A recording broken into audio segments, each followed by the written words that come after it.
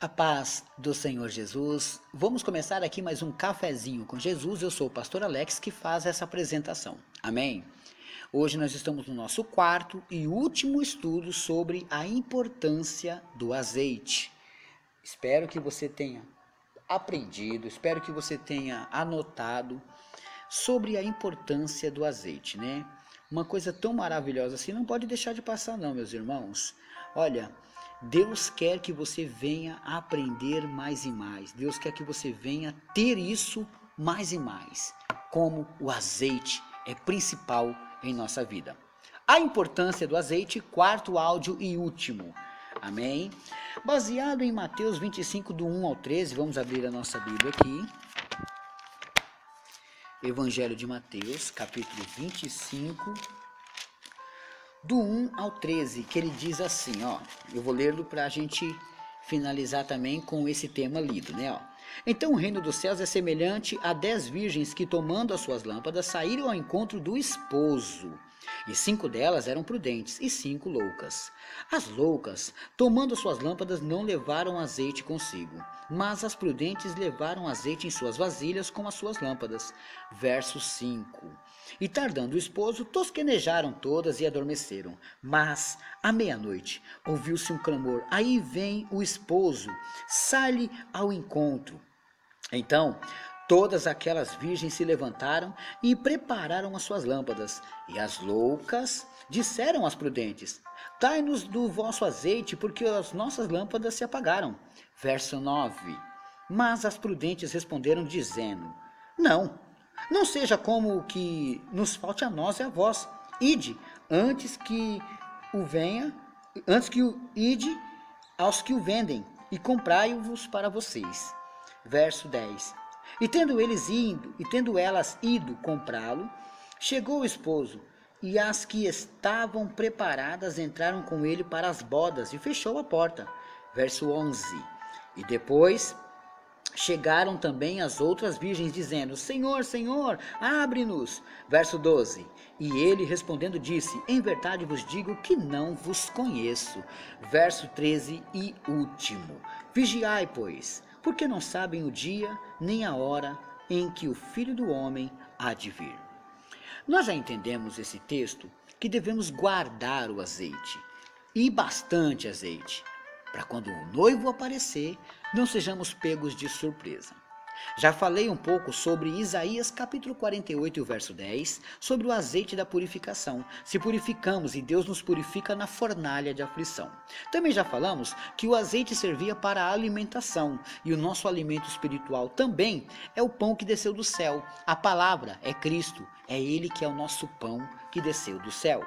Hoje eu quero que vocês abram as vossas Bíblias em Mateus capítulo 5, verso 14. É só voltar um pouquinho.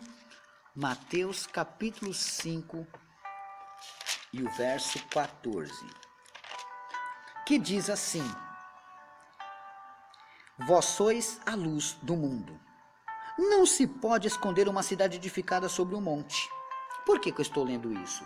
Porque o azeite também servia para a iluminação, como eu expliquei da lamparina. Então, as lâmpadas que as virgens carregavam. O azeite ele servia também para a iluminação. E a nossa iluminação, a nossa luz do mundo, é o nosso Senhor Jesus. E ele mesmo diz que nós também somos luz. A partir do momento que deixamos de ser trevas, se tornamos luz. E quando se tornamos luz, não podemos andar apagado. Você está andando apagado, né? Pode não. Se andar apagado assim, complica. Porque você perece e deixa outros perecer, porque você poderia ser guia para outros não cair no buraco. E você também, enxergar o seu caminho. Porém, como você não está enxergando bem porque está andando em trevas, procure andar na luz. Se você conhece Jesus, mas não o segue, você está pagando um alto preço de bobeira. Você poderia muito bem fazer a vontade do Mestre. Amém? Bom, essa parte eu acredito que você entendeu. Né? Que esse azeite nos serve para a purificação, mas o azeite também nos serve para a santificação, meus irmãos, né? Então, 1 Tessalonicenses capítulo 4, verso 4, que é um versículo bem conhecido de como eu sempre tenho falado dele. Abre a sua Bíblia comigo. 1 Tessalonicenses capítulo 4 e o verso 4, que diz assim: que cada um de vós saiba possuir o seu vaso em santificação.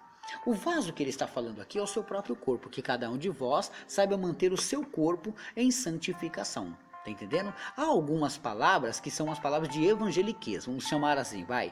Então, ela é pronunciada. E aí, vaso, tudo bom? Bom, peraí, você está chamando ele de vaso, mas você olha para ele, ele não é um vaso, ele não tem cara de vaso, não tem planta dentro dele. Mas a gente chama de vaso, porque é assim um linguajar cristão também. Então, aqui o próprio Paulo, quando manda essa primeira carta para os Tessalônicos, ele vai e escreve aqui, ó, que cada um de vós saiba possuir o seu vaso em santificação. Por que ele fala isso? Vamos ler alguns versículos antes. Versículo 1 do capítulo 4, olha só.